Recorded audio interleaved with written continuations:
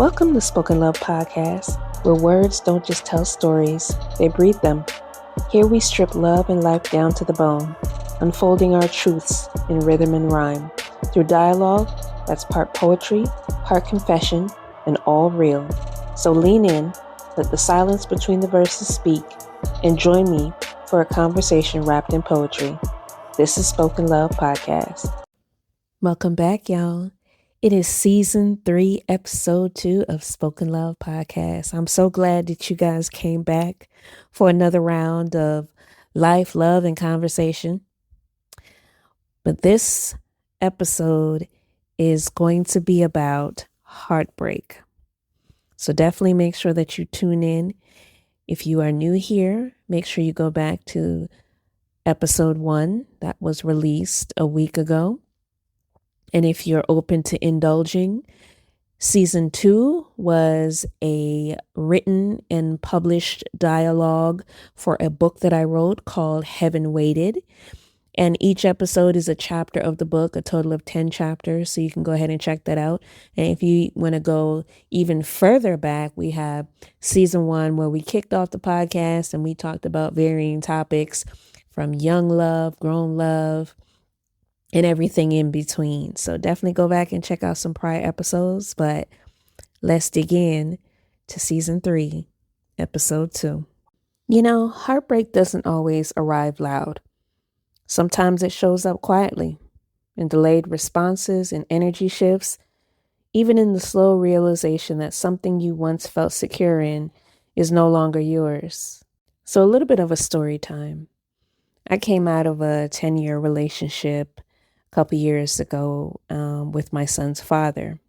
And when we started out, I was a very different person. I probably was more of a codependent at the time. And I felt like loving someone would change them or motivate them to want to change, right? Because of my love and because of my commitment. Well, spoiler alert, that was absolutely not the case. And what ended up happening, we were together for a couple of years, again, navigating our differences, took a little bit of a break, separated for, probably about 6 or 7 months. And he wooed me, needless to say, for a second chance. We got back together. If I can recall correctly, the mindset that I was in at the time is I wasn't actually even trying to get back together. I just wanted to see and observe if he really had, grown and matured in certain areas. So he took me on a date. Date turned into adult situations and I ended up pregnant. So that's how my son came about. And at the time, we weren't even fully reconciled. Like, we didn't even know what the next move was. But now there was this child on the way. And the natural decision was to stay together and try to make it work. So staying together turned into, 6 years extra, for which what really tarnished the relationship for me, there were a couple of things, but there was infidelity. He did cheat.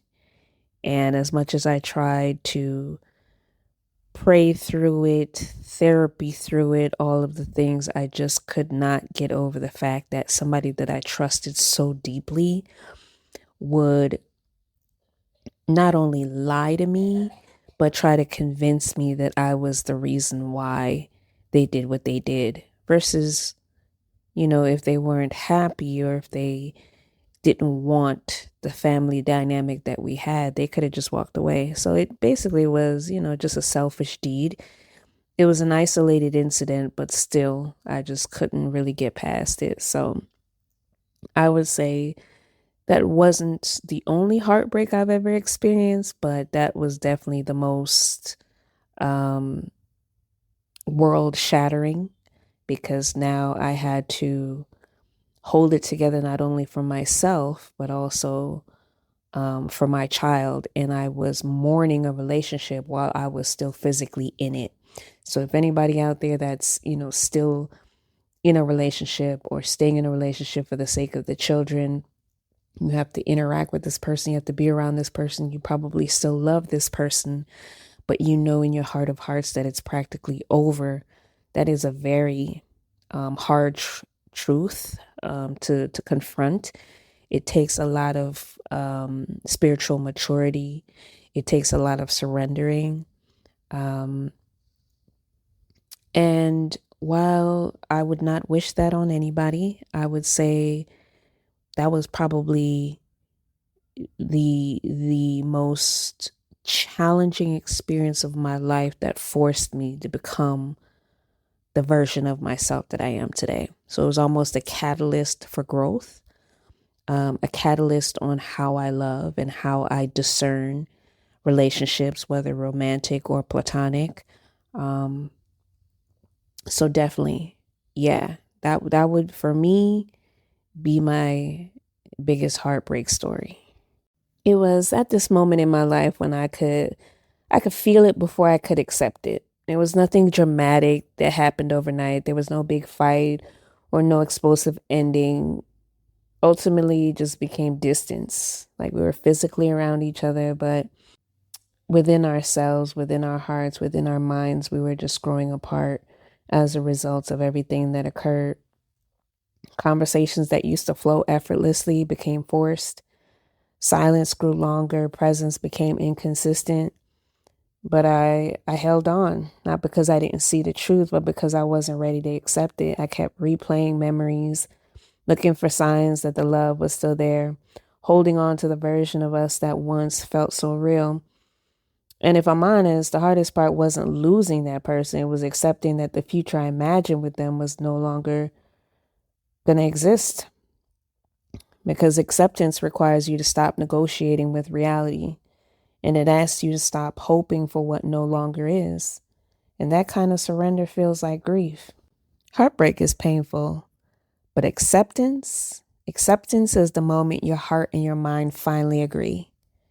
Your heart often says, I miss them.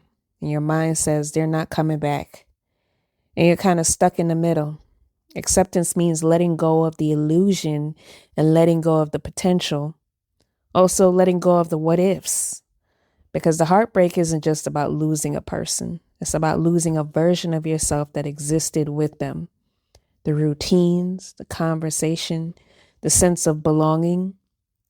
Acceptance forces you to rebuild identity outside of the relationship, and that can feel terrifying.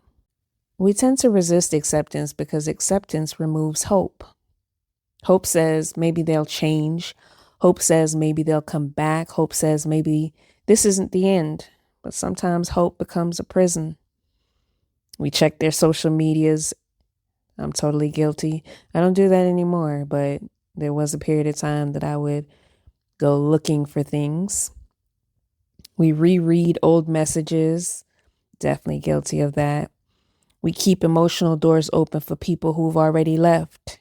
Thankfully, like I said, I mourned that relationship while I was in it. So when I finally left physically, I was well over it. There was no looking back. There was no tapping into memories or circling the block. None of that. It was a clean cut and I was able to, move along freely.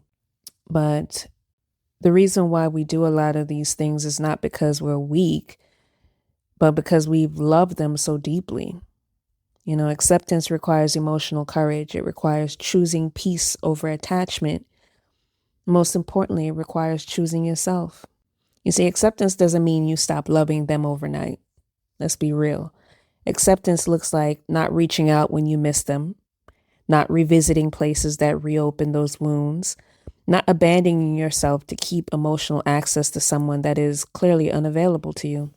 Acceptance is quiet strength. It's waking up and choosing yourself even when it hurts. It's trusting that what left your life created space for what's meant for you. Because some endings aren't punishment. They're actually protection. One day you'll stop checking your phone. I promise. You'll stop replaying memories and you'll stop asking why. Not because you stopped caring, but because you accepted the truth. Acceptance doesn't erase the love, but it does free you from the pain. If you're in that space right now, I want you to know this. You're not broken. you're becoming. And sometimes becoming requires letting go. Thank you for listening to Spoken Love Podcast. If this episode spoke to your heart, share it with someone who needs it. Until next time, keep choosing yourself. And just like that, another chapter closes. But the story of love and life never really ends. If these words moved you, share them, carry them, live them out loud. Follow Spoken Love Podcast wherever you listen, and meet me here again where the dialogue stays candid and the poetry stays alive.